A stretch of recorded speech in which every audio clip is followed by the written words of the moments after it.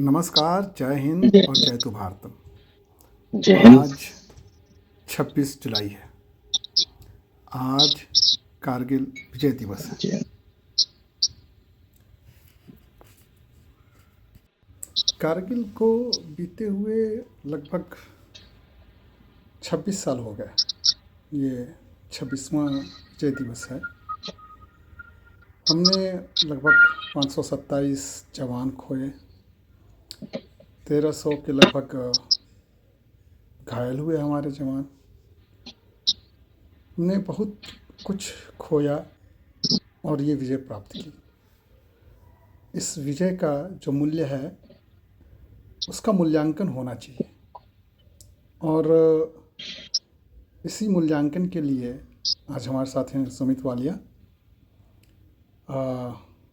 Arm chair general, अपनी analysis के साथ कि क्या इसका बैकग्राउंड था, आरंभ कहाँ से हुआ, और जो हमारा काउंटर मेजर था वो कैसा था, हमने क्या क्या किया, क्या क्या स्टेप्स हमारे सही रहे, और इस विजय के बाद हमारे क्या क्या लेसन्स लर्नड रहे, हमने क्या क्या सीखा, और उसका आज के भारत पे क्या दिखता है असर, उसका प्रभाव। So this arm chair general is going to present you with his analysis. What? Yeah, So over to you, Sumit. and begin our analysis. Yeah, thank you very much. Actually, Kargil जब हुआ था तब हम छोटे थे, राइट? और और सब कुछ एज इज चलता रहा। मतलब life was going on. Punjab में मैं था, दिल्ली में, सब जगह। और बस हमें ये पता था, खबरों में सारा दिन आता रहता था कि हाँ, यहाँ पर ये हो गया, वहां पर वो हो गया। ये पहली वॉर थी जो लाइव ऑलमोस्ट टेलीकास्ट हुई थी हमारे सबके ड्राइंग रूम्स में, राइट? तो और हम सबको पता होता था कि रात को अटैक होंगे, अब सुबह पता चलेगा कि क्या हुआ, राइट? तो it was very tense time, and it was very interesting time, it was sad time, it was very happy when we came out victorious. So it was a mixed bag. It was a mixed bag. पर उसके बाद फिर मैंने कुछ-कुछ किताबें पढ़ी, करीब 4 साल बाद। एक एक तो था, सबसे पहले पढ़ी थी डेडलाइन कारगिल, गौरव सावंत। ब्रिगेडियर सावंत थे पहले, बहुत जो बहुत ही अच्छी 26 जनवरी की परेड की कमेंट्री करते थे। उसकी उनकी आवाज़ बहुत अच्छी थी। तो उनका बेटा है गौरव सावंत, जो अभी आई थिंक इंडिया टुडे में है ना? हाँ जी, तो उन्होंने सबसे पहले किताब लिखी थी deadline Kargil, so he was there. और वो किताब बहुत अच्छी है, अगर आप पढ़ेंगे ना, इट्स ब्यूटीफुल बुक। और जिस इंसान को बिल्कुल भी मिलिट्री का ना पता हो, आम साधारण आदमी जिसको जो मिलिट्री जार्गन से बिल्कुल भी फ़ैमिलियर नहीं है, कैसे ऑपरेशंस होते हैं उनसे फ़ैमिलियर नहीं है, उसके लिए वो किताब एकदम बहुत अच्छी किताब है, बहुत बढ़िया। तो मैंने वो पहली किताब पढ़ी थी, उसमें अचानक से मुझे एक एपिसोड याद आ गया उसमें छोटा-सा कि वो कहीं पर किसी बंकर में थे सज्जन, तो बंकर से थोड़ी दूर आई थिंक पुल था, और बंकर में ये छुपे हुए थे और बंकर से बम्बार्डमेंट हो रही थी। तो he wrote a report and somehow he faxed it कि अपने, I think he was with Indian Express at that time, और उनके एडिटर थे शेखर गुप्ता, द प्रिंट वाले। जिनको ज्यादातर लोग लेफ्टिस्ट और पता नहीं क्या बोलते हैं। I found his the print coverage very balanced. ना वो, rather he is among the only voices जो करंट गवर्नमेंट की अच्छे रिफॉर्म्स की बात करते हैं। खैर, लेट्स नॉट, हाँ चलिए उस तक नहीं जाते हैं।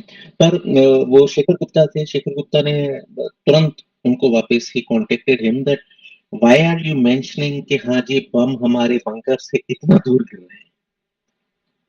right? In case we publish it right now, and somehow Pakistan army gets it, they would correct their guns, and the next round would land right on the bunker. So you need to be careful what you report. Just because you are there, do not report anything and everything. Report what does not hamper at all our operations or our personnel. तो ये maturity उन्होंने तब दिखाई, और मतलब उन्होंने he did not publish. Uh-huh.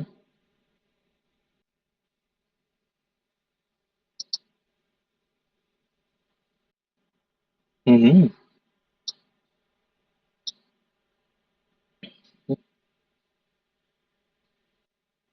हाँ, because इस पे आएंगे, ये हमारा aftermath. Aftermath. No, no, I will name few, don't worry, because I'll say why. चलिए उस पे आएंगे. फिर मैंने किताबें और पढ़नी शुरू की 2003-4 में. तब किताबें इतनी ज्यादा नहीं लिखी जाती थी जैसे आजकल लिखी जाती हैं. तो तब एक general, sorry, captain Amarinder Singh की बुक थी, the ridge too far. Beautiful book. वो पढ़ी मैंने, और एक आधी और पढ़ी. ज्यादा तब किताबें थी नहीं. और जनरल बामी की बुक थी जो मैंने ले ली थी, but I could not read it. It's kind Bible of Kargil operation.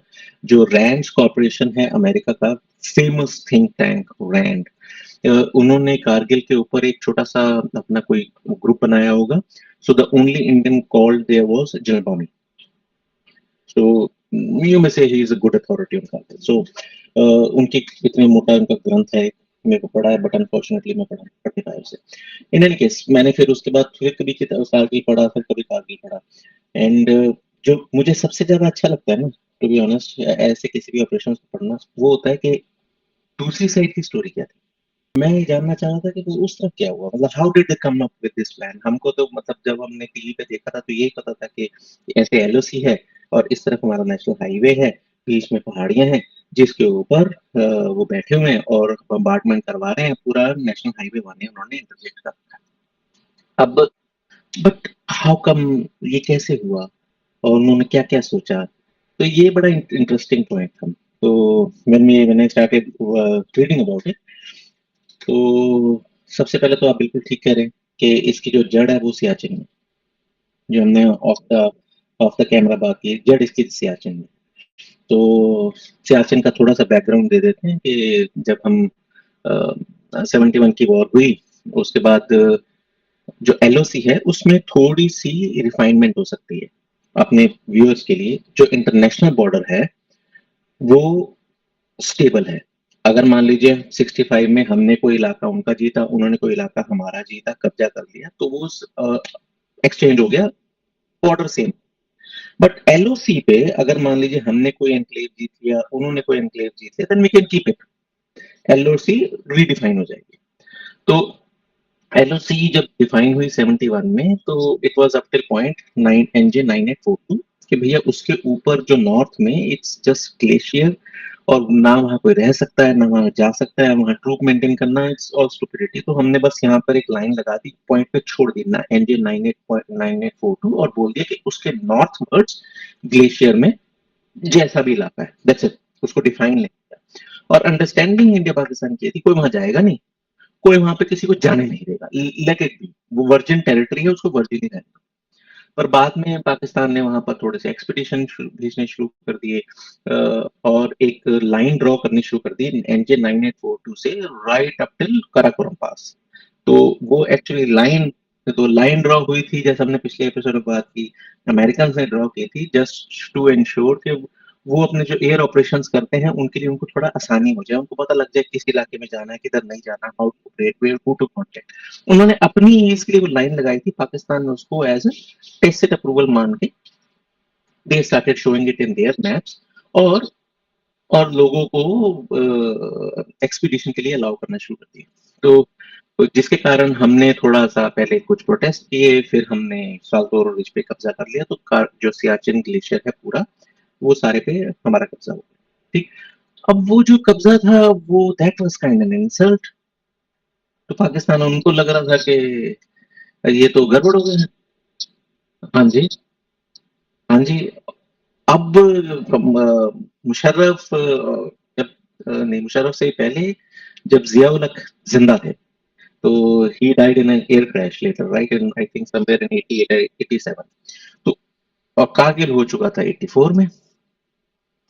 अब आई थिंक 89, तो चलिए जब भी 87 या 89 जब भी वो क्रैश हुआ, तो उससे पहले there was a plan presented to him first time.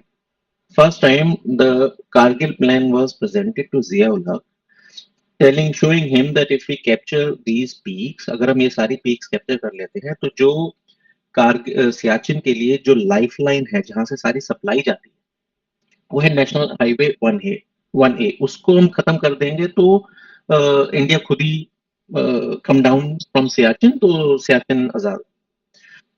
और जिया-उल हक जैसा भी इंसान था, थोड़ी सी समझ थी उसमें। उसने वो तब अफगान जिहाद में पूरी तरह से बिजी था, और वो समझता था कि दो फ्रंट नहीं खोले जा सकते एट द सेम टाइम। तो उसने ना इसे स्टूपिड कह के ही रिजेक्टेड द प्लान। पर प्लान कभी खत्म नहीं हुआ। प्लान उनकी जो अ, वो क्या बोलते हैं, जो उनके डीजीएमओ एनालिसिस, उनकी वॉर कॉलेजेस में इस प्लान पे लगातार काम होता है। They kept war gaming it, discussion होता रहा, so they never left it. They thought someday, फिर दूसरी बार ये प्लान फिर से प्रेजेंट हुआ जब मुशर्रफ डीजीएमओ थे और बेनजीर भुट्टो प्राइम मिनिस्टर थी, और general Jehangir Karamat he was army chief, Pakistan army chief. तब मुशर्रफ ने फिर से ये प्लान फॉरवर्ड किया कि हम ये कर सकते हैं, थोड़ा सा ओरिजिनल प्लान में थोड़ी सी रिफाइनमेंट की, तो we can pull it off. तो Benazir Bhutto she did not want it इधर, तो उन्होंने भी मना किया, नहीं, तब भी रिजेक्ट हो गया। बट मुशर्रफ के पास ये प्लान था, उनके दिमाग से कभी निकला नहीं। तो देन ही बिकेम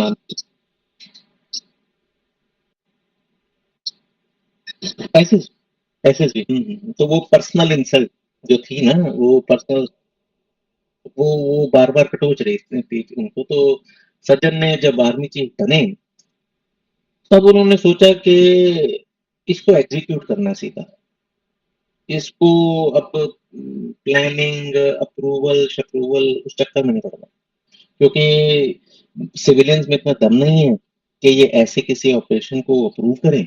तो let's go ahead with it. In any case Pakistan में 90, आप सोचिए 98 में जो नवाज शरीफ जो प्राइम मिनिस्टर थे, वो सज्जन मिलिट्री का ही, का जो आईएसआई का इंटरनल विंग है, उसी की इजाद थे, ठीक। और जो नवाज शरीफ के जो फादर थे, उनको क्या कहा करते थे, बड़े मियाँ समथिंग कहा करते थे उनको। He was an influential person. उनको अपने छोटे बेटे जो शबाज शरीफ है, जो अभी प्राइम मिनिस्टर है, उस पे उनको कॉन्फिडेंस था कि ये अच्छा बिजनेस कर लेगा। He was a good administrator, तो ही कुड डिलीवर। पर बड़े वाले पे नवाज शरीफ पे उनके थोड़ा सा रहता था कि इसका क्या होगा। हाँ, तो वही। तो then somehow in some meeting, if I remember properly, he सब एडवाइज कि हाँ भैया, ये नवाज शरीफ की आईएसआई का इंटरनल विंग नवाज शरीफ की थोड़ी सेवा ले सकता है। और नवाज शरीफ को was projected as a politician by internal wing of ISI. Internal wing of ISI was created to monitor the internal politics and dissidents of Pakistan. हालांकि हाँ, तो वो इंटरनल विंग इसलिए बना। तो अब वो पॉलिटिशियंस को हैंडल करने के लिए ये मुस्लिम लीग नून बनी थी, और प्राइम मिनिस्टर ये नवाज शरीफ को थोड़ा सा प्रमोट किया गया अगेंस्ट बेनजीर भुट्टो। और तो जब फिर ये 99 में जब प्राइम मिनिस्टर बन गया, तो obviously how much respect they would have, कि एक तो सिविलियन लीडरशिप की वैसे रिस्पेक्ट नहीं थी पाकिस्तान में। 50 साल में से ज्यादातर 40 साल तो अपना डिक्टेटरशिप रही। ऊपर से जो प्राइम मिनिस्टर पे बैठा हुआ है, वो हमने बिठाया है, हमारा अपना बच्चा है। तो how would they have more respect. तो उन्होंने सोचा छोड़ो, इसलिए पूरे से बोल के देते हैं, लेट्स प्लान। तो सिर्फ 4 लोग थे जिन्होंने, जिसको पाकिस्तान में बोला जाता है gang of 4। General Musharraf, chief of general staff general Mohammad Aziz, lieutenant general Mohammad Aziz, 10 corps commander lieutenant general Mohammad Ahmed, Mahmood Ahmed, और force commander northern areas general major general Javed Hassan. तो 4 बंदे थे जिन्होंने सारा प्लान किया। व्हाट दे डिड, इनिशियली सबसे पहले आपस में डिस्कशन करके इन्होंने 18 दिसंबर 1998 को नॉर्दर्न लाइट इन्फेंट्री के कुछ लोग को रेकी करने भेजा। कैप्टन नदीम, कैप्टन अली, हवलदार ललित जान निशाने है। इनको भेजा रिकॉनेसेंस के लिए अक्रॉस द एलओसी। तो इनको खास ऑब्जेक्टिव नहीं दिया था, इनको बोला था जाके बस रेकी करके आओ। तो across the border, it's a kind of adventurous operation, so they went ahead. अपना हैप्पीली वो सारी रेकी करके जो भी इन्होंने रिपोर्ट देनी थी दे दी। उसके बाद इन्होंने ट्रूप मूवमेंट शुरू की। एक्चुअली जो ट्रूप्स नॉर्थ से आ रहे थे पीस टाइम स्टेशन पे, अपनी पीस टाइम स्टेशन पे सेकंड पोस्टिंग के लिए, उनको राउट कर दिया टुवर्ड्स टारगेट।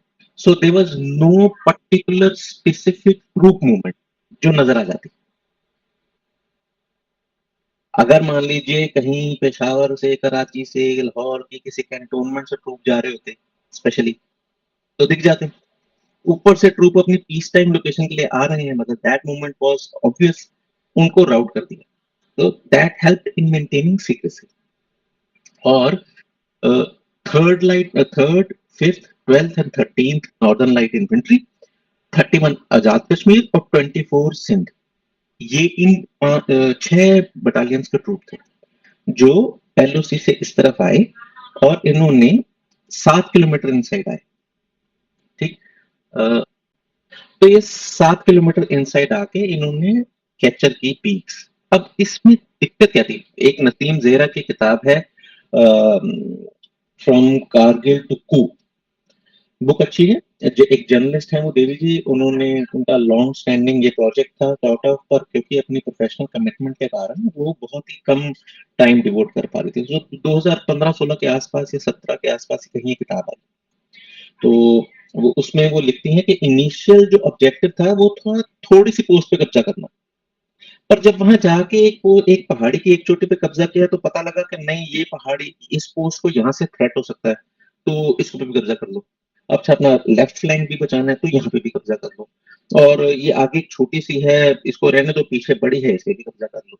तो मतलब इनिशियली थोड़ी सी पोस्ट पे कब्जा करना था, पर अपने आप को एक अच्छे वेल डिफेंडेड एरिया बनाने के लिए इतनी सारी पोस्ट पे कब्जा हो गया।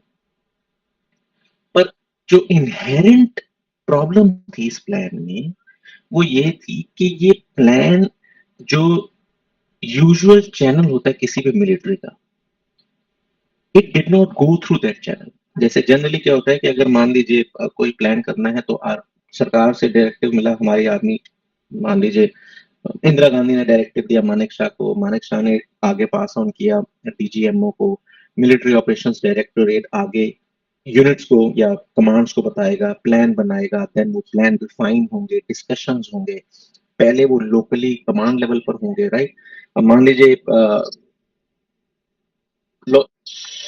एयर एयर सपोर्ट देखा जाएगा, सब कुछ देखा जाएगा, ठीक। मतलब ये, मतलब डीजीएमओ पहले पास डाउन करेगा तो commands, northern command, central command, eastern command, western command, सबको कमांड आगे कोर को टास्क पास डाउन करेंगे, कोर डिवीजन को, ब्रिगेड को, बटालियन को, फिर बटालियन प्लान बनाएगी, ब्रिगेड को देगी, ब्रिगेड रिफाइन करेगी। तो हर लेवल पर रिफाइनमेंट हो रही है। Then the final plan comes up to military operation. So इस तरीके से जनरली मिलिट्री प्लानिंग होती है। यहाँ पे ऐसी कोई बात नहीं। यहाँ पे 4 बंदों ने डिसाइड किया उधर जाके ले लो, कब्जा कर लो, और नेशनल हाईवे 1 पर हम नजर रखेंगे, हम वहां पे कोई भी काफिला जाएगा उसको बम्बार्ड करेंगे, नेशनल हाईवे 1A हम ब्लॉक कर देंगे, सियाचिन पे जो लोग हैं उनको नीचे आना पड़ेगा, एयर पावर, एयर सपोर्ट कितना हो जाएगा।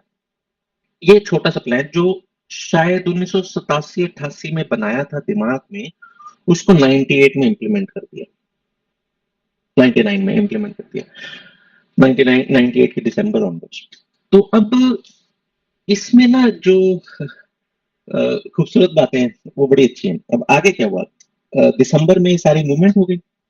16 जनवरी को सबसे पहले मिलिट्री पाकिस्तान के जीएचक्यू में मिलिट्री ऑपरेशंस डायरेक्टोरेट को पहली बार पता लगा कि ऑपरेशन इज अंडरवे। तो जो डीजीएमओ थे पाकिस्तान के, lieutenant general Tauriq Ali, if I am not wrong, या Tauqir Zia, general Tauqir Zia, he was literally not interested in it. एक कर्नल निसार ने 15 पेज का प्लान प्रेजेंट किया, मतलब 15 पेज, क्या होता है 15 पेज? तो जो डीजीएमओ थे, he was totally not interested. पर फिर भी उनको कहा गया, क्योंकि अब ये प्लान अंडर वे था, तो he gave it an underpinning, तो चलो जी ठीक है, अप्रूव कर दिया कागजों में। ही अब पाकिस्तान के वो जो आपको याद है, वो जो जनरल आगा, मेजर आगा अमीन थे, वो हमेशा ये कहते थे कि पाकिस्तान में हर अफसर बस ये कहता है कि हुजूर का इकबाल बुलंद, अपने सीनियर को खुश रखो, तो हाँ, बाकी जाए तेल लेने, कोई टेंशन नहीं, बाकी लोग मर रहे हो, कुछ हो रहा हो, हम इनकॉम्पिटेंट डिसीजन ले रहे हो, तो हमारे सामने ही सब कुछ बेकार हो रहा हो, पर तब भी हुजूर का इकबाल बुलंद। तो the same thing happened here, क्योंकि डीजीएमओ जो तौकीर दिया, he should have protested, he should have resigned, but he let it happen, ठीक है, अंडरवे हो गया है, आई अप्रूव इट। उन्होंने भी ना चाहते हुए, पता होते हुए कि ऑपरेशन सही से प्लान नहीं है, फिर भी उन्होंने से अंडरटेनिंग दे दी। ये हुआ 16 जनवरी को। उसके बाद ना लेफ्टिनेंट जनरल शाहिद अजीज, जो कि डीजी एनालिसिस थे पाकिस्तान के, उन्होंने इस पे ऑब्जेक्ट किया। एक नेशनल मिलिट्री ऑपरेशन सेंटर में एक मीटिंग हुई पाकिस्तान के, और जो जनरल अजीज है, शाहिद अजीज, वो जनरल मुशर्रफ के रिश्तेदार भी हैं, आई थिंक दोनों समधी हैं आपस में। तो उन्होंने वो, क्योंकि वो एनालिसिस विंग से थे, तो उनका काम ही एनालाइज करना था, तो उन्होंने ऑब्जेक्ट किया कि ये जो प्लान का आपका जो बेसिक, जो आपने प्रिंसिपल बना रखा है, जो बेसिक आपकी एजम्पशन है, वो गलत है, कि आप नेशनल हाईवे 1A को काट देंगे तो सियाचिन पे सप्लाई रुक जाएगी। वो कहते हैं रोहतांग पास से उनके पास सड़क है, और नहीं एयर रूट है, मतलब हम कौन से जमाने में जिंदा है। तो उनको कहा कि नहीं, पहले तो उस मीटिंग में थोड़ी सी बहस हुई, फिर मुशर्रफ ने कहा कि नहीं, आप ना एमओ डायरेक्टरेट के साथ बैठो, वो आपको बता देंगे कि आपके ऑब्जेक्शन गलत है। तो he was quietened in this subtle way, मतलब there was resistance there, but Musharraf bulldozed. फिर उसके बाद 28 मार्च को मुशर्रफ और एक ब्रिगेडियर मसूद आलम, वो एक हमारे साइड में करीब 8 किलोमीटर अंदर एक जिक्रिया मुश्तकार पोस्ट का उन्होंने नाम रखा था, वहां पर दोनों सज्जन आए हेलीकॉप्टर से, सारी रात बिताई और वापस गए। इस बात का जिक्र जनरल वीके सिंह उनकी बायोग्राफी में भी है। तो उन्होंने ही अपलॉडेड मुशर्रफ और showing this courage to come inside Indian territory and spending a night. तो उसके बाद फिर, अब ये अपने एंड पर तो ये हो गया, अब सरकार को भी तो बताना था, तो अब सरकार को कैसे बताएं? दैट इज वेरी इंटरेस्टिंग, मतलब वो इतना फैसिनेटिंग एपिसोड है।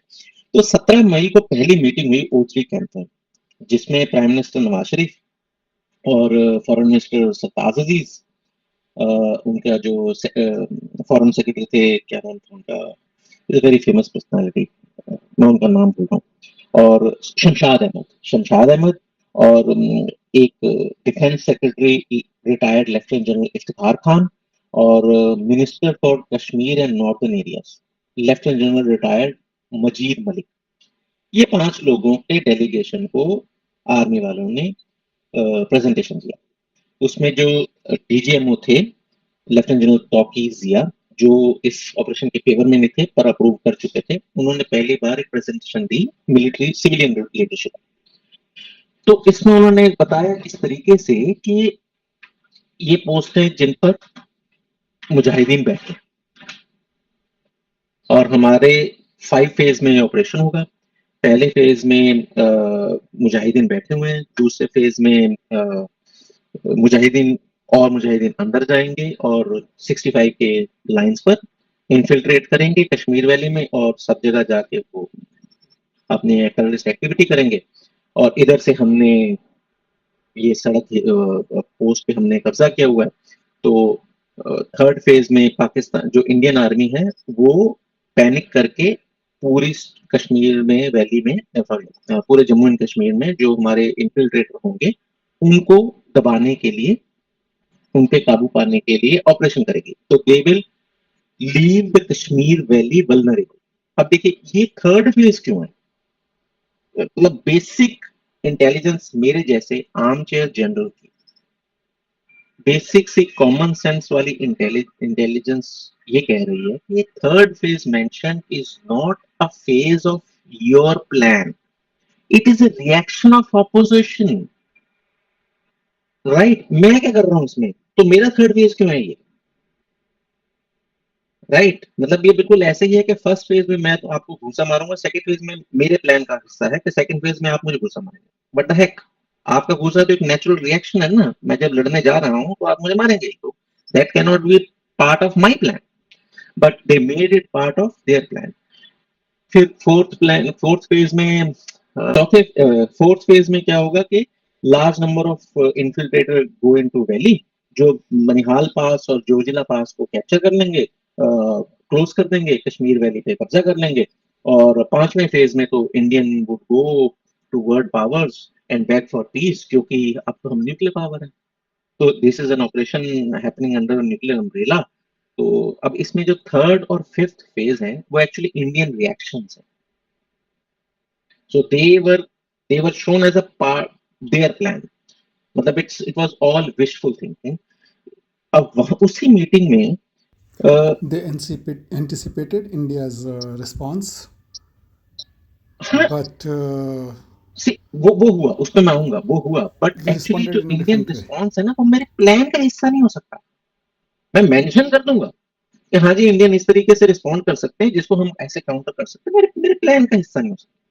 और उन्होंने अपने प्लान का हिस्सा बता दिया। थर्ड और fifth phase are actually Indian reactions which were written as part of their plan, so wishful thinking again। खैर, इसमें एक इंटरेस्टिंग बात ये थी कि जब वो दिखा रहे थे कि हमारे मुजाहिदीन इन पीक्स पर बैठे हैं, तो वहां पर एलओसी डिमार्केट नहीं थी, तो Okay, नवाज शरीफ को नहीं पता कि वो कहाँ बैठे। क्रेडिट वेयर इट इस इज पार ड्यू, है या उस नवाज, पार है. हाँ, उसको ये नहीं पता, उसको पता है छोटे पे बैठे हैं, ओके फाइन। अब जो बाकी दो अफसर थे, defence secretary retired lieutenant general Iftikhar Khan और minister for Kashmir and northern affairs, वो लेफ्टिनेंट जनरल मजीद मालिक, वो वो दोनों बेवकूफ नहीं थे। They were listening to it आराम से। और जो मलिक थे, सॉरी,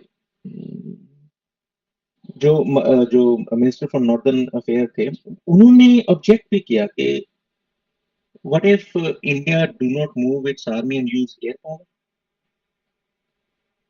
तो उसके ऑब्जेक्शन को ना जो जनरल महमूद था, जो जनरल महमूद था 10 कोर कमांडर, वो मुशर्रफ का ब्लू आइड बॉय था, उसने ना बड़े लाइटली उसको ना रिजेक्ट कर दिया, ऑब्जेक्शन को, कि sir timid Indians will never fight a battle, they do not have it in them. ये बिल्कुल वही था कि जो 65 के आसपास से चल रहा था ना, एक मुस्लिम सोल्जर चार पनिए के ऊपर भारी, और Indians are timid, they do not have concept of शहादत, ब्ला ब्ला ब्ला ब्ला। तो वो जो एक फेक सुप्रीमेसी, फिर 65 की वॉर में in order to project it as a victory, they propagated. क्योंकि उसके एग्जांपल है मेरे पास, मैं बाद में किसी और एपिसोड में बता सकते हैं। क्योंकि तब भी पाकिस्तान आर्मी में 65 68 में तब भी लोगों, पाकिस्तान आर्मी में कुछ ऑफिसर थे जो ये कह रहे थे क्या बेवकूफी दिखा रहे हो, ये प्रोपगेशन जो हम कर रहे हैं कि एक हिंदू मुसलमान सोल्जर चार हिंदू बनिया सोल्जर के ऊपर हैवी है, 10 के बराबर है, एक एक 10 के बराबर। तो वो कह रहा था कि जब उसके शब्द हैं, what exactly are you trying to portray when the bloody enemy is fighting as hard as you। वो उसके ब्लडी एनिमी, मतलब वो कह रहा है कि तुम बेवकूफ बना रहे हो खुद को, अपनी जनता को, कि दुश्मन उतना ही फेरोशियसली लड़ रहा है जितना तुम लड़ रहे हो। तो मतलब कुछ सेन वॉइसेस तब भी थी, बट थोड़ी सी ना वो इतने आटे में नमक बराबर, तो फिर वो बेचारी चुप चुप करा दी गई। तो जैसे अब यहाँ पर वो जो इस कारगिल के ऑपरेशन में जो लेफ्टिनेंट जनरल थे तौकीर जिया, उनको चुप करा दिया गया, जनरल शाहिद अजीज चुप करा दिया गया, तो ये वहां पर कॉमन है। So, with this एक सेकंड, background, एक second, now we move to the दो मिनट, aftermath, the action. दो मिनट, What दो was मिनट। the अब counter-offensive उस मीटिंग में countermeasures फिर क्या taken हुआ by कि India? जो जो दोनों रिटायर्ड ऑफिसर थे, डिफेंस सेक्रेटरी और मिनिस्टर फॉर नॉर्दर्न अफेयर, वो दोनों चुप रहे। दे और जब काफिला वापस आया।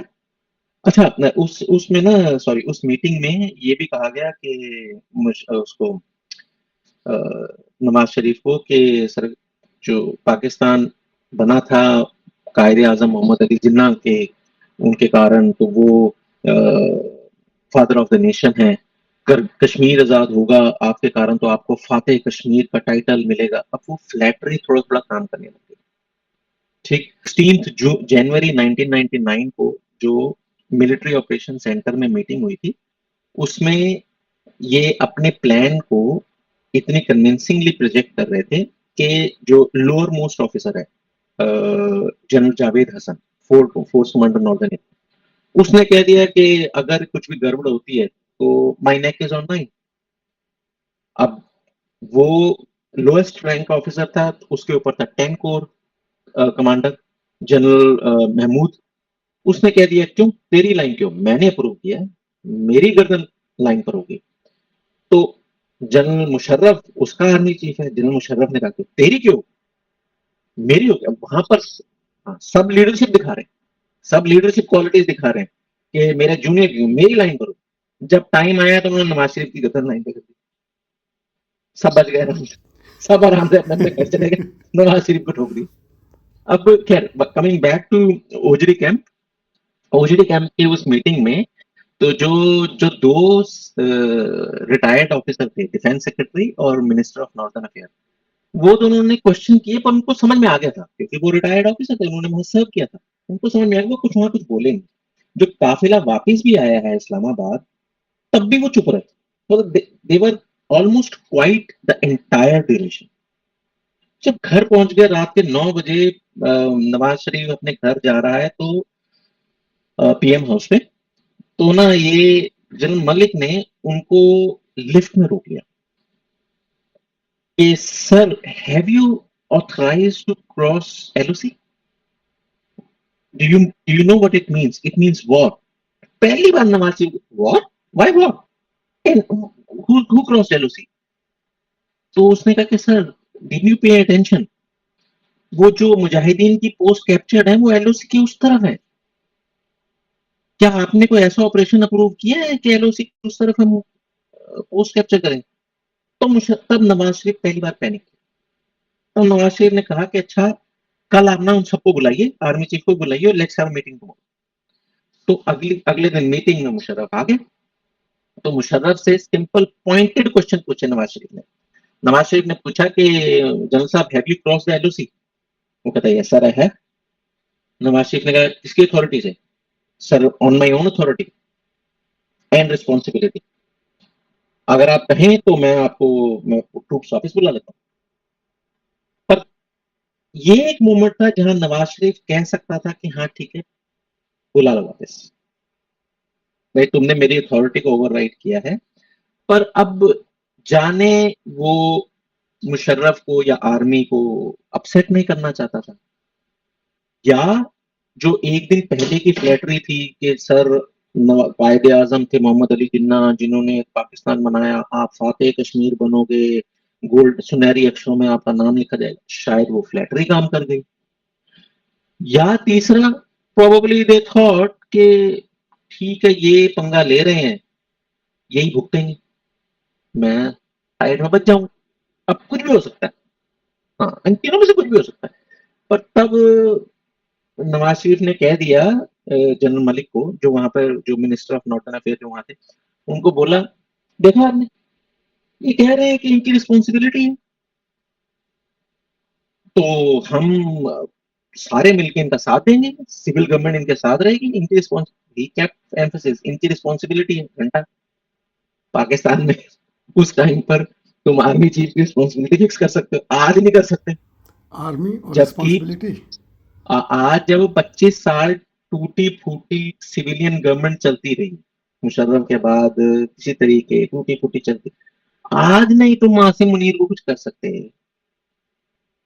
1908 में जब डेमोक्रेसी में पनप रही थी मुश्किल से, वो भी कंट्रोल्ड, तब ना अकाउंटेबिलिटी फिक्स करते।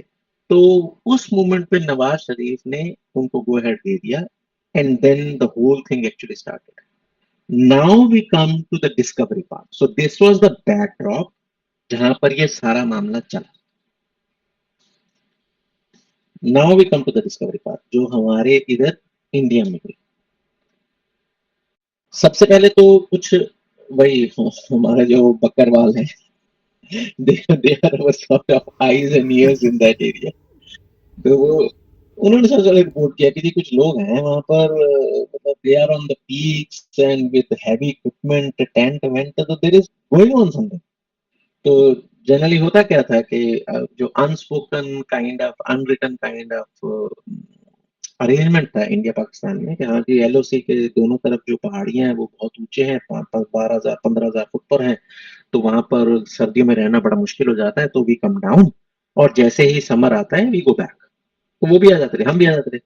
अब दिसंबर में क्योंकि हम नीचे आ चुके थे, दिसंबर 1998 में इन्होंने कब्जा कर लिया हमारी साइड में. तो जब बकरवाल वगैरह अपनी भेड़े वेड़े ढूंढने, अपने मवेशी ढूंढने गए, तो उन्होंने देखा अच्छा कुछ लोग बैठे, उन्होंने आके रिपोर्ट किया. और हमारी तरफ से भी कोई गया, जो पहले सबसे पहले फोर्ट जाट के का एक मिशन गया कि जाओ देख के आओ. सो आई if I remember properly, another mission went before Captain Saurabh Kalia's mission. So Captain Saurabh Kalia was captured, I believe, on 14th or 15th May. To be honest, I am forgetting the dates. Uh, and he and his 5 men were captured alive. तो वो report हो गया missing in action, या अभी missing है अभी. There was no action क्योंकि तब तक हम ये रियलाइज नहीं कर पा रहे थे कि वाकई वहां पर कैप्चर हो चुके हैं पोस्ट्स. और फिर आई थिंक 27th में के आसपास और 25th 24 25th में के आसपास ये कंफर्म हो गया कि हाँ जी वहां पर है, पोस्ट कैप्चर्ड है, but to what extent we were still trying to figure out. हमें ये नहीं पता था कि cross the LOC all the way to Chor Batla हम post captured across many sectors. तो फिर पहला रिस्पांस शुरू हुआ.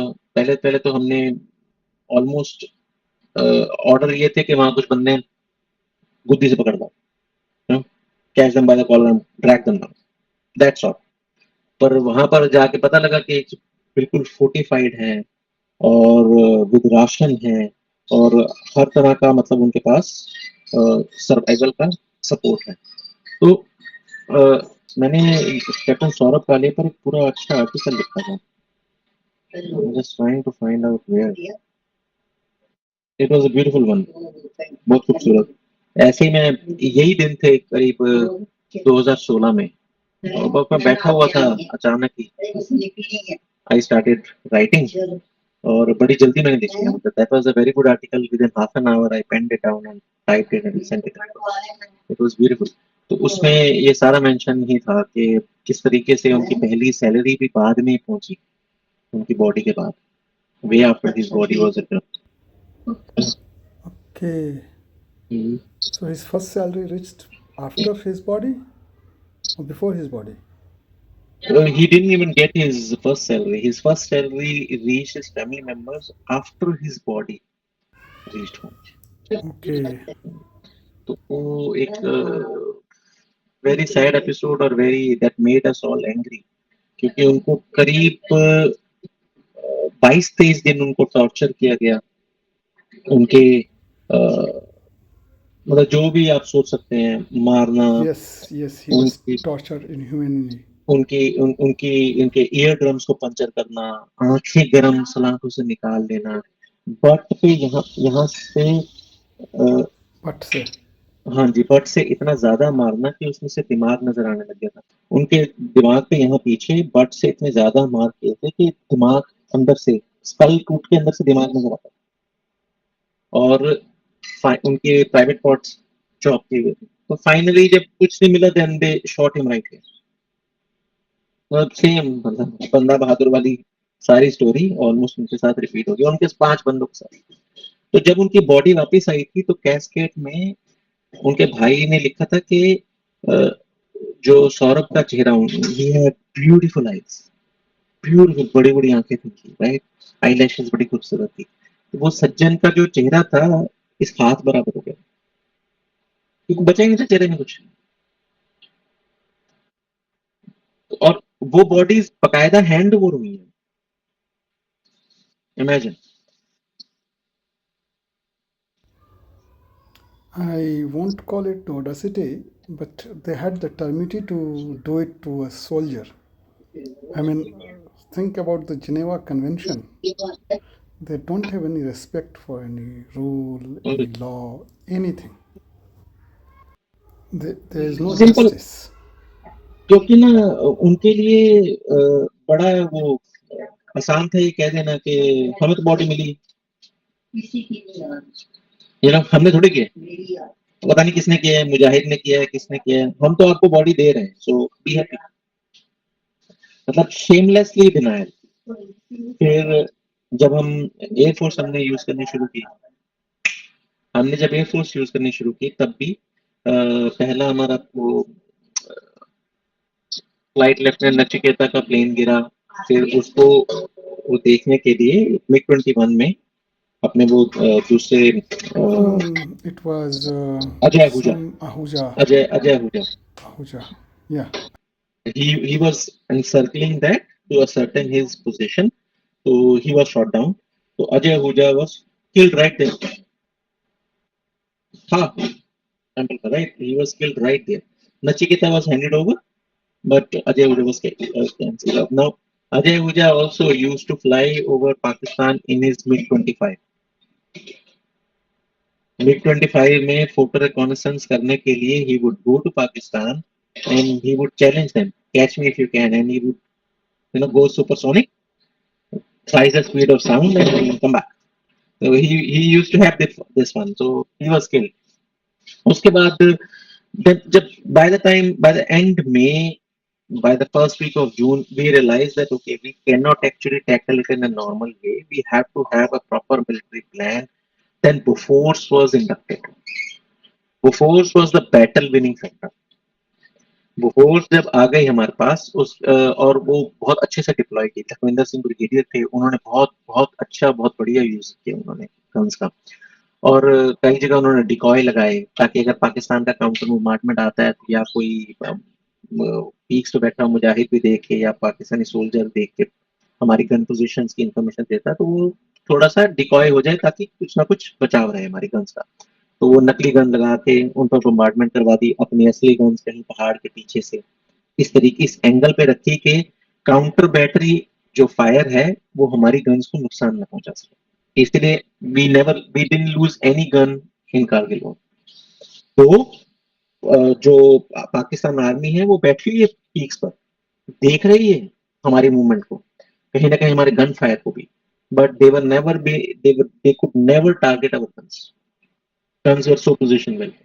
तो उसके बाद जब जो स्टैंडर्ड ऑपरेशन होता है एक प्लेन्स में, वो होता है कि if one company is defended, you deploy 4 companies to attack. एक आदमी पर 4 आदमी हमला करते हैं। अब वो मतलब एक पे 4 का मतलब ये है कि जनरली 3 हमला करेंगे, एक रिजर्व में रहेगा। दैट्स ऑन प्लानर, वो चारों के चारों भी इकट्ठी डाल सकता है, पर ratio of attacker to defender is 4:1। Kargil में general Malik had allocated 16 to 1। General VP तो Malik. जनरल वीपी मलिक, अब वो ऑब्वियसली, क्योंकि एक तो हम ऐसे किसी बैटल का पहली बार वो कर रहे थे। 71 में भी हमने कारगिल वाले इलाके में लड़ाई लड़ी है, but this was different, right. There were pose इस लेवल पर नहीं था। There were और many restrictions.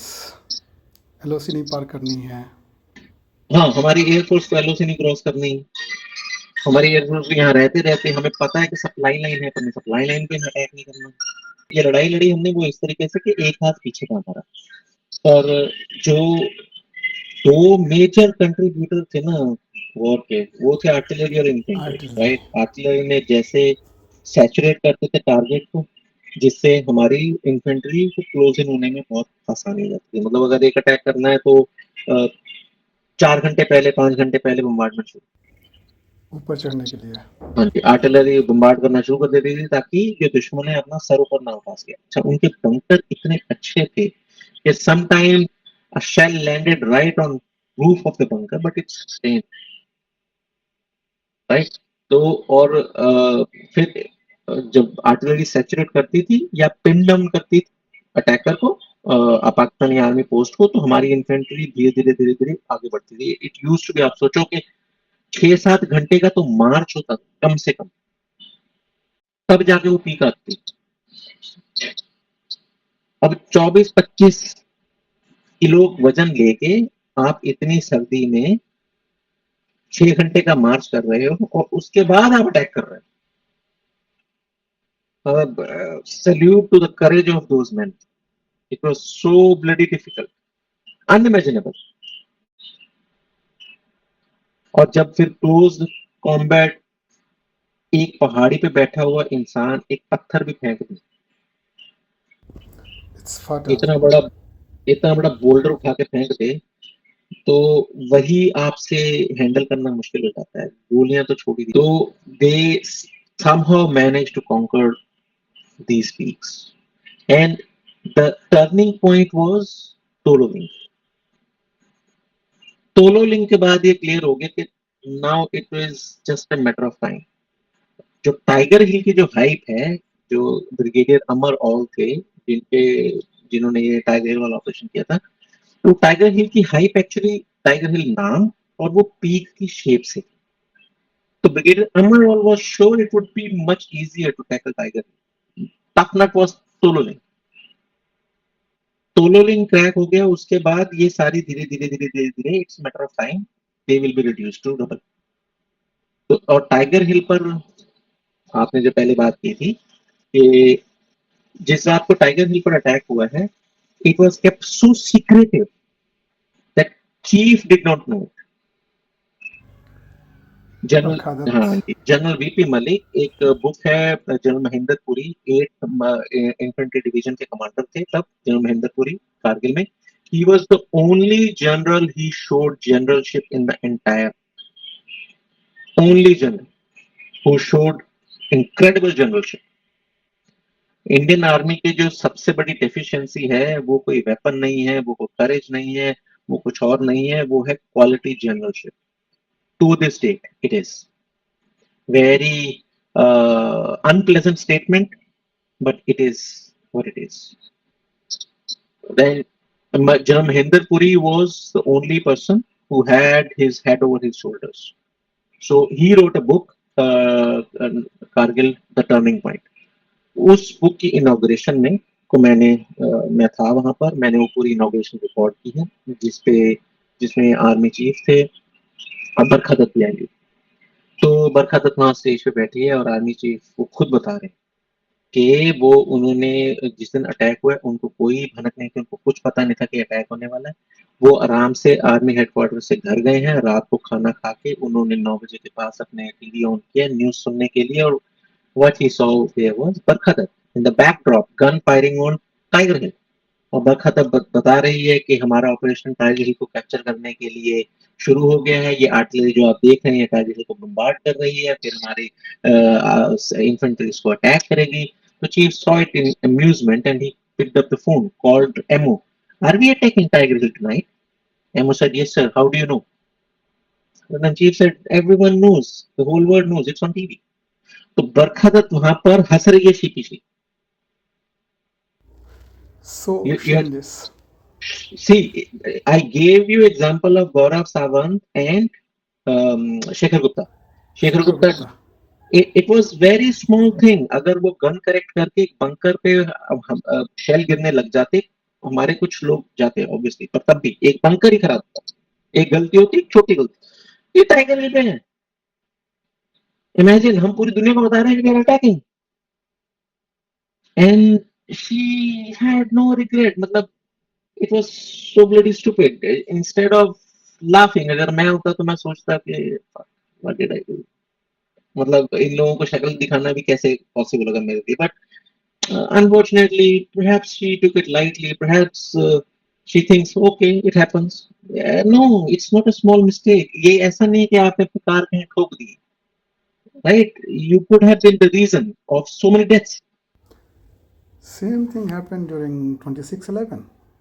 हाँ हाँ, ऑब्वियसली, हाँ बिल्कुल बिल्कुल बिल्कुल बिल्कुल। इवन आफ्टर दैट जब ये I think it was somewhere in 2017-18, I do not remember when, एक सिविलियन प्लेन में सीआरपीएफ के जवान गए थे वैली में।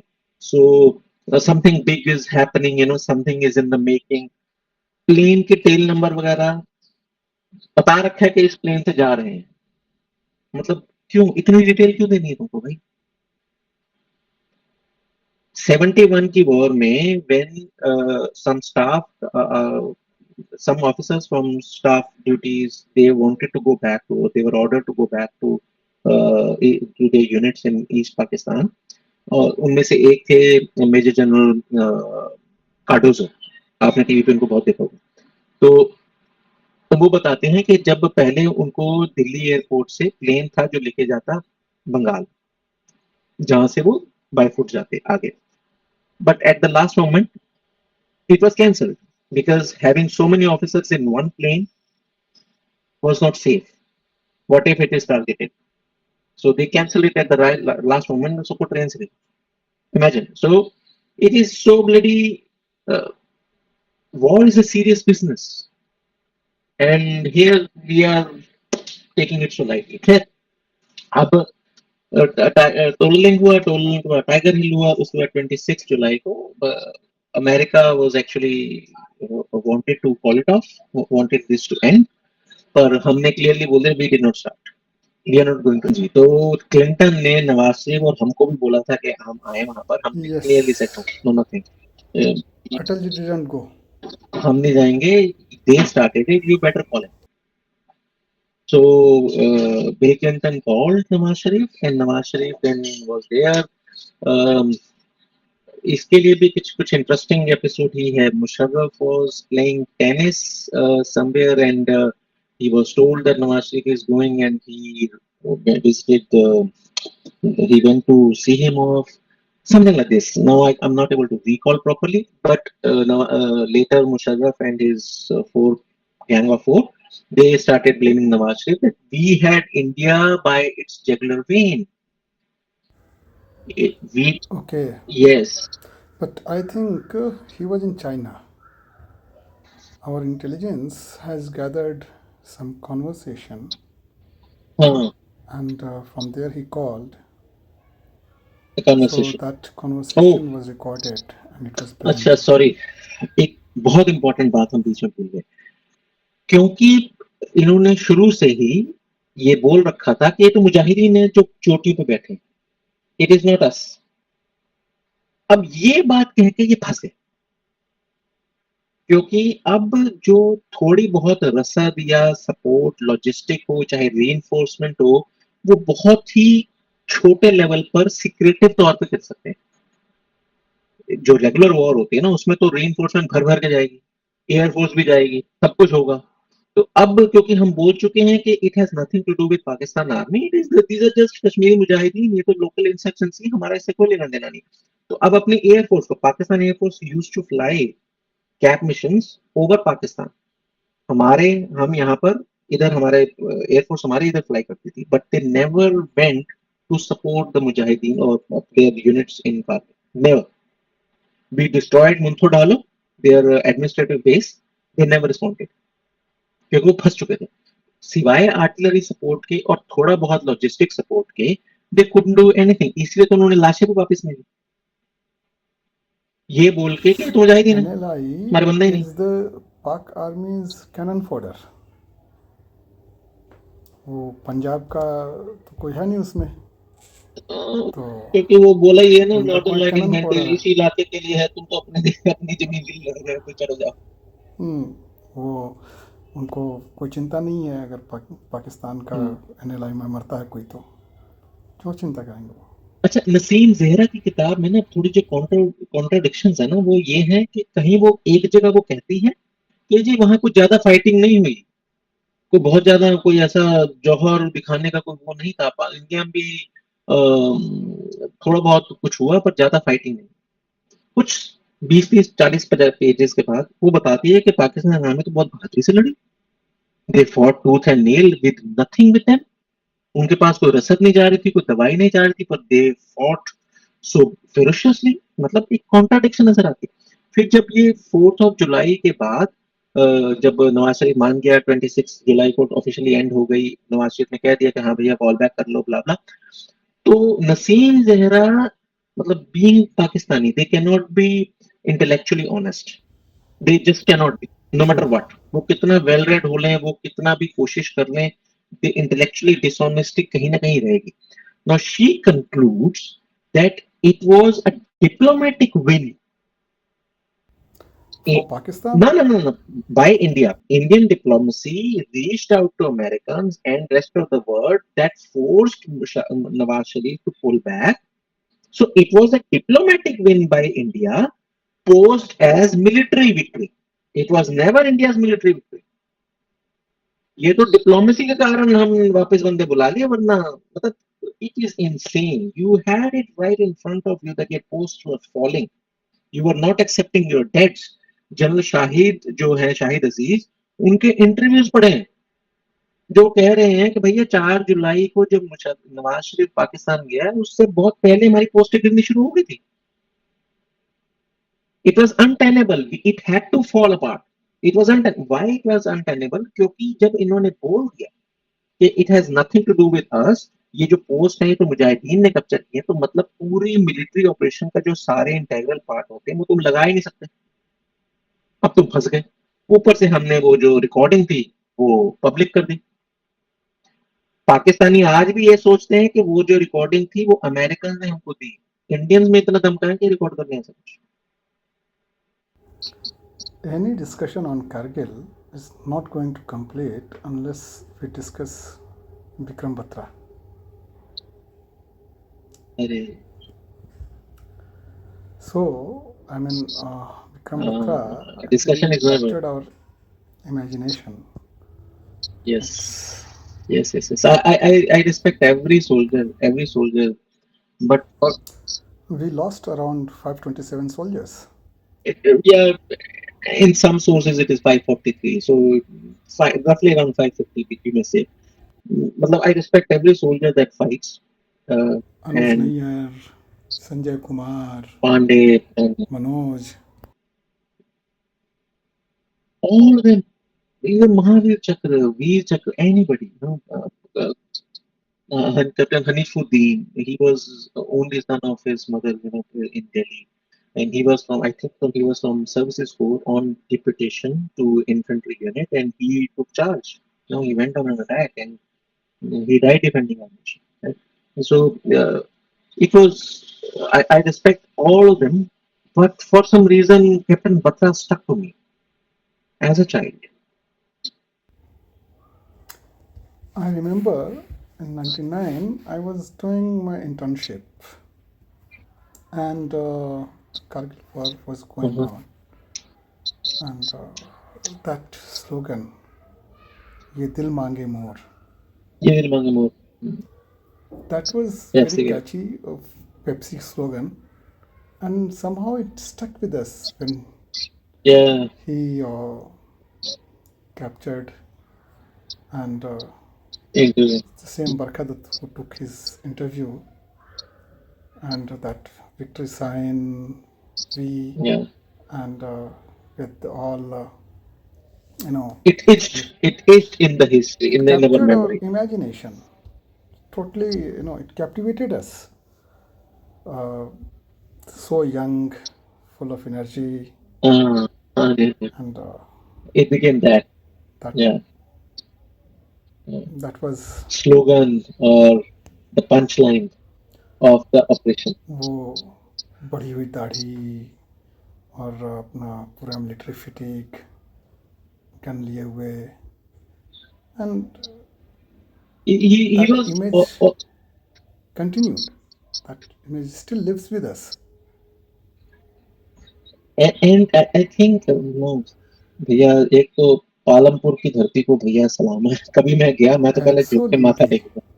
मतलब if you go there within few Haryana से hundred भी meters. हैं, राजस्थान से भी हैं, बहुत अरे जगह से हैं वो ऐसे, है, बहुत वो है, रहा वो ऐसे। है. हर घर से बंदा है. ऐसे और भी आप गांव मिल जाएंगे हिंदुस्तान में. राजस्थान में एक है जहाँ पर, एक गांव है जहाँ पे लोग, उत्तराखंड है, वो अगर कोई राजस्थान में वो जो गाँव है, वहाँ पर अगर एक माँ ये सोच ले कि वो अपने बच्चे को नहीं भेजेगी फौज में क्योंकि उसका पति चला गया, तो उस माँ का बहिष्कार कर दिया जाता है। पैदा बच्चा ओह! हुआ है, वो फौज में ही जाएगा, वो कुछ और नहीं करेगा। तो इट्स दैट काइंड ऑफ पर पालमपुर इसलिए स्पेशल मुझे लगता है भाई कि within few hundred metres you have house of captain Saurabh Gandhi, you have captain Vikram Batra, you have major Sudhir Walia, मतलब you name it, bloody hell, it's you name it, they have it there. मतलब it's so, मतलब उस धरती ने कुछ किया है भाई, I do not know what. मतलब इतने जांबाज वहां से पैदा हुए ना कि वहां कभी जाऊंगा तो पहला काम तो ये होगा, पैर रखते ही वहां पर भाई माथा टेकना जमीन पे। उस वहां कुछ खास है। पर वो coming back, Captain Batra, I think he was cleared for Merchant Navy, but at the last moment when he was to go, he refused. He said, "नहीं, मुझे आर्मी नहीं जाना है, पेरेंट्स वर्क करता है।" तो he said, "No, मुझे नहीं जाना है।" तो then he started preparing and he got through. तो 13 जैकेट में अभी वो कैप्टन वाइट जनरल वाईके जोशी की बुक है जो Who dares wins. Two days दिन, हालांकि बुक बहुत अच्छी है, बहुत ही खूबसूरत किताब है, पर I was expecting more on captain Patel, I was expecting When more I on was Sanjay reading Kumar, it, but I unfortunately found there it wasn't. was a very superficial account of, yes, Kargil. Yes, and I It was was not expecting more to me. much. Sorry Jung साहब, I met him once, and I met him, and I met General Malik, Brigadier Amaral. I met all these people about 10 years ago during this inauguration of this book. So, Kargil the Turning Point. So I met these guys.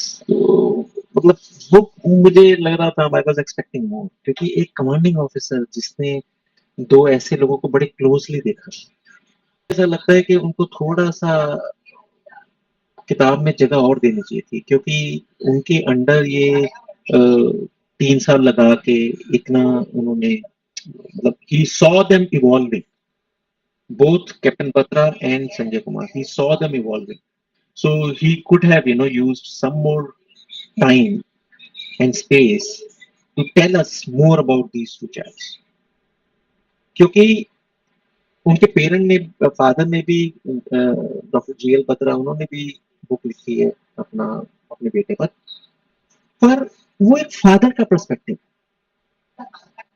Right, एक military leader का different perspective होता है। And Yes. Unfortunately जो art of military writing है ना, वो धीरे धीरे जा रही है हमारे देश में। अब जो ऑफिसर्स हैं वो इतना ज्यादा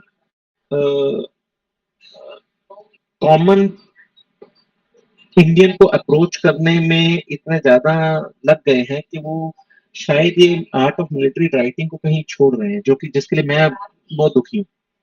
अब जनरली जितनी भी बायोग्राफीज आ रही है ना, they are written in a very simple language, and they have they emphasize more on how a common man would read it and understand it, so that he can he can be inspired to join services. पर इस चक्कर में क्या है कि जो pure military content है ना, वो मेरे जैसे इंसान के लिए वो जाता जा रहा है। जो लास्ट मैंने जो अच्छी मिलिट्री बुक पढ़ी थी, वो थी battle ground Chhamb by general Sandhu. It's beautiful book on battle of Chhamb 1971।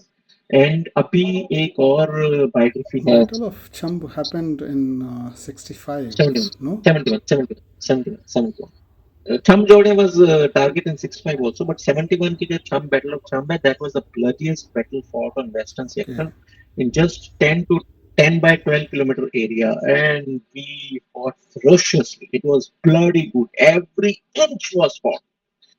Captured, recaptured, captured, recaptured. मतलब posts were changing hands within hours. Within hours. It's if you read that book, it gives you goosebumps. मतलब मैंने वो जो कुछ pages हैं, मतलब करीब 60-70 odd pages for on those 4-5 days. I have read them twice. It's bloody good. जरूर पढ़नी चाहिए बुक। अब वो और अभी जनरल नानावती की बायोग्राफी लिखी है अर्जुन सुब्रमण्यम, उन्होंने। Now I just read its sample on Amazon and I'm looking forward to that. That's again written in a military way. That's a military biography. Just like Sagat's biography is military biography.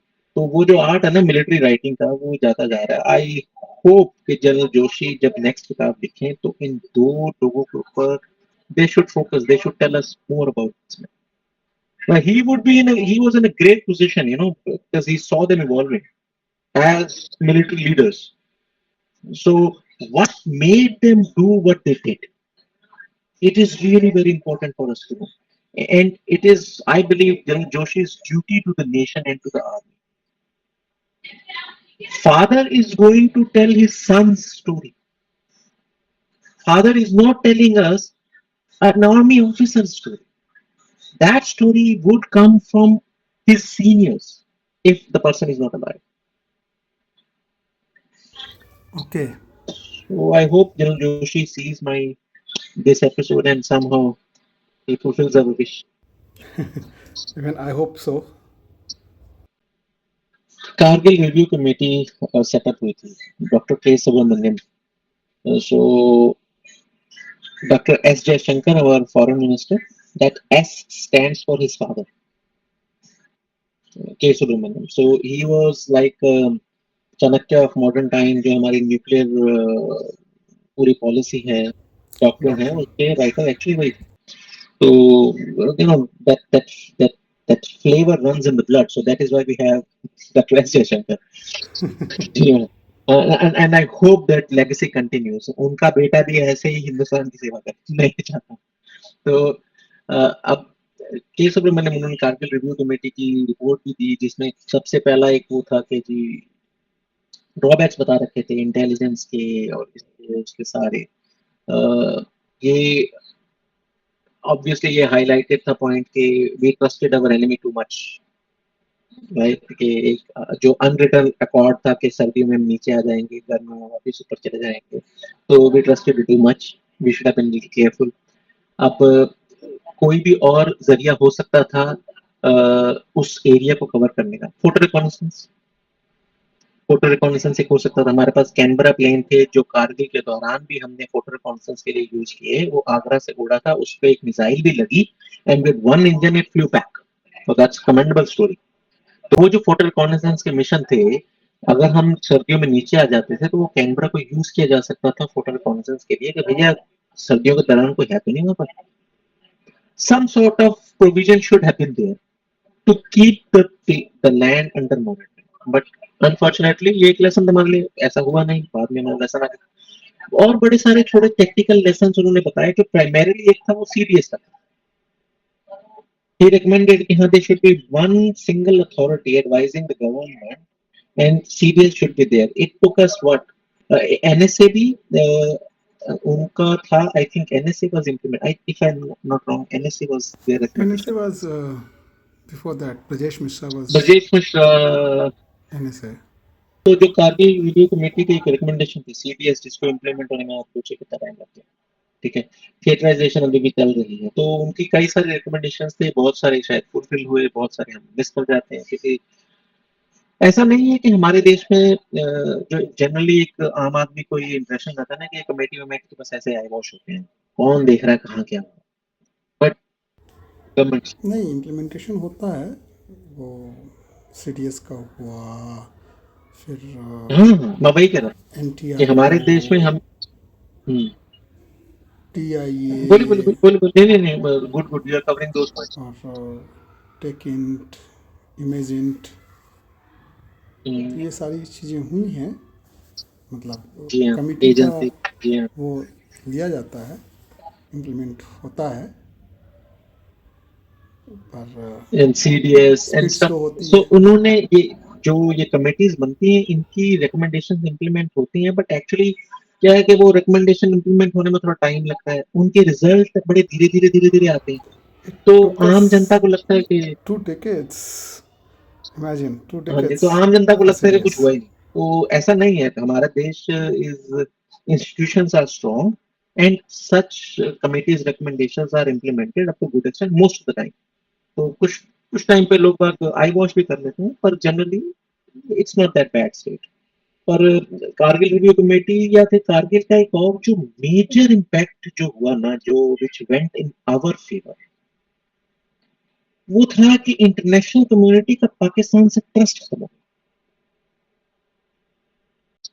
ये पाकिस्तान का जो intelligentsia है, जो वहां पर discuss करता है, उसने जब मुशर्रफ ने टेक ओवर कर लिया और उसने बाद में 2005-6 में जब वहां पर प्राइवेट चैनल्स को इजाजत दी, 7-8 जब दी, तो पाकिस्तान में बहुत सारे प्राइवेट चैनल आए, तो वहां पर जो मैंने नोटिस किया था, 2010 में मैंने पाकिस्तान मीडिया को मॉनिटर करना शुरू किया और मैं देखता था कि वहां पर करीब 20-25 न्यूज चैनल हैं and they had a very good culture of conducting debates,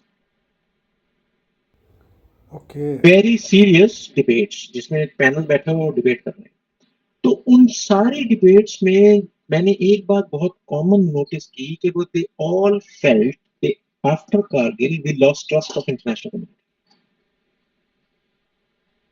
because initially they said that it is Mujahideens, but later it was proved it is Pakistan Army. They even refused to take bodies, and then official recording was और taped conversation वो release हो गई, फिर ये नवाज शरीफ जाके मान ही गए और वापस हो गए। पर जो ये सारा काम हुआ under a nuclear umbrella.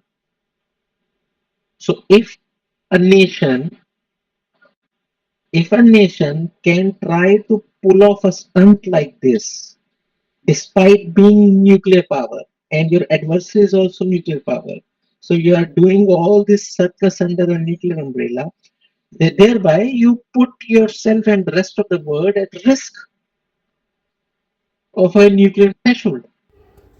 Same thing has happened for this Operation Sindhura as well. यही यही बात वो कहते हैं कि इस कारगिल कॉन्फ्लिक्ट ने ये प्रूव कर दिया कि there is a possibility of limited conflict under the nuclear umbrella. उससे पहले ये सोचा जा रहा था कि if the two adversary powers are nuclear then the chances of the conflict between them are very low, क्योंकि भैया म्यूचुअल एश्योर्ड डिस्ट्रक्शन हो जाएगी, right? Kargil conflict it proved otherwise that even if you have two nuclear powers, you still can go to war without touching the nuclear threshold. And it happened again and again. फिर parliament पे attack हुआ, we almost went to the extent of war, right? Then this Pahalgam, again we were fighting. It is, अगर पाकिस्तान ना back of करता, ये एक nuclear threshold के under हमने ये 4 दिन का ऑपरेशन किया, पाकिस्तान बैक ऑफ ना करता, it would have gone on. आज भी पाकिस्तान अटैक कर रहा है, आज एक और छोटा सा मिसाइल मार के देख ले, पता लग जाएगा उसको। तो conflict under the nuclear threshold is very much possible. Well, thanks, Sumit. It was a nice discussion, really, and I thoroughly enjoyed it. And I hope that some of our viewers will also enjoy it. Yeah, I can't thank you enough with so many stories and so much of insight you have explained. yes, I would really be So, happy अगर कोई viewer comment डाले कि हम कुछ और cover करना चाहें, कोई और operation, we would be really very happy, क्योंकि ऐसी चीजें एनकरेज करती हैं। हमें पता लगता है कि हाँ कोई देख रहा है, किसी ने कुछ सीखा, किसी ने इंटरेस्ट लिया और वो कुछ और जानना चाहे। तो अगर कुछ और कोई भी व्यूअर जानना चाहे तो कमेंट में डालेगा, then we would be happy to take it up, कुछ भी। It has to be Indian history after 47. We will try to pick up. और मेरी तरफ से एक रिक्वेस्ट कि मैं हर साल एक कैंडल जलाता हूँ आज के दिन, अपने उन लोगों के लिए जिन्होंने बलिदान दिया, जिन्होंने इतनी मुसीबतें झेली। मुझे ऐसा लगता है कि जो इंसान चला जाता है ना, उसको उसकी जगह वो मुक्त हो जाता है। जो पीछे रह जाते हैं फैमिली मेंबर्स, दे सफर, राइट? तो प्लस जो लोगों ने अपने, कोई किसी ने बाजू दे दी, किसी ने टांगे दे दी, लास्ट में टांगे दोनों उड़ गई, और दे रियली सफर, राइट? उनकी उन उनकी जो प्रताड़ना है वो चलती रहती है। जो व्यक्ति वीरगति को प्राप्त हो गया, वो तो चला गया। उसकी प्रता उसकी प्रताड़ना वहाँ खत्म हो गई और वो अमर भी हो गया, राइट? और जो व्यक्ति अपने अंग दे देते हैं, उनके लिए वो हमेशा चलता रहता है। खैर उन सब लोगों के लिए कम से कम इतना तो हम कर सकते हैं कि एक कैंडल जलाएँ। इन लोगों को बताएँ कि 26 साल हो गए हैं पर हम भूले नहीं। एक दीप प्रज्वलित करें। बिल्कुल, करना चाहिए। मैं तो ज़रूर करता हूँ हर साल। आप सब लोगों को भी कहता हूँ। Please, please do so. खैर, उसके साथ ही हम आपसे फिर मिलते हैं। जय जय हिंद। हिंद।